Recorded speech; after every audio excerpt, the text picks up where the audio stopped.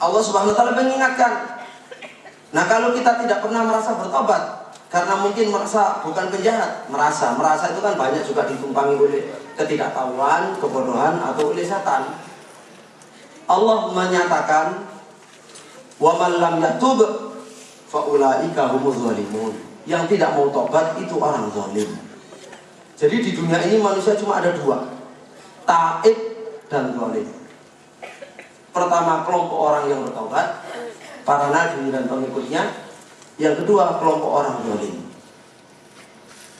Yang kedua, kelompok orang zalim. Nah, kalau kita tidak bertobat kepada Allah, maka kita termasuk golongan orang zalim.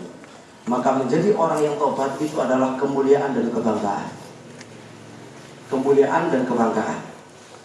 Karena dinasyakumullah, hakikat daripada taubat adalah pertama mengetahui besarnya dosa. Kalau kita lihat tujuan kita adalah ibadah kepada Allah, ibadah itu ada dua. Pertama melaksanakan perintah, kedua meninggalkan larangan.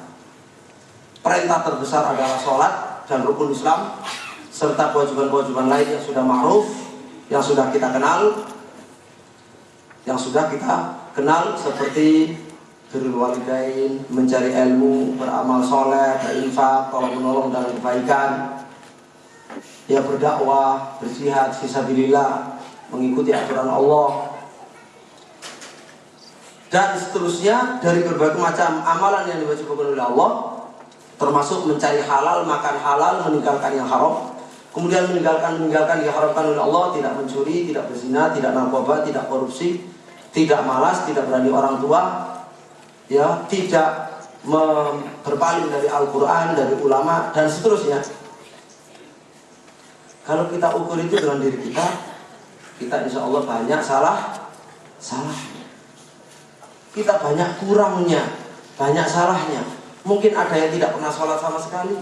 Mungkin ada yang sholat tapi kadang-kadang. Mungkin ada yang sholat tapi tidak pernah jamaah, tidak pernah perhatian sama ini yang laki-laki. Atau mungkin sering tidak jumatan.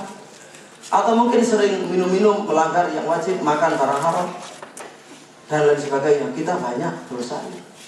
Makanya kita wajib bertobat kepada Allah Subhanahu wa taala sebelum ajal tiba, yang sifatnya baghtah. Datangnya tiba-tiba. Datangnya sangat tiba-tiba. Jamaah sekalian rahimakumullah.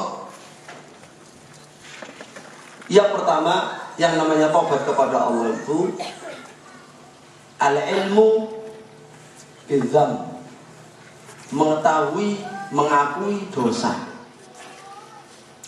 Mengakui. Yang kedua, an-nadamu alaih, menyesal karena dosa, karena telah berbuat dosa. Baru yang ketiga, bertekad untuk tidak melakukan sekarang maupun akan datang. Dan keempat, yaitu menutupinya dengan amalan soleh, mengakhiri dengan amalan soleh. Karena ukuran manusia diukur dengan akhirnya, husnul khotimah atau su'ul khotimah.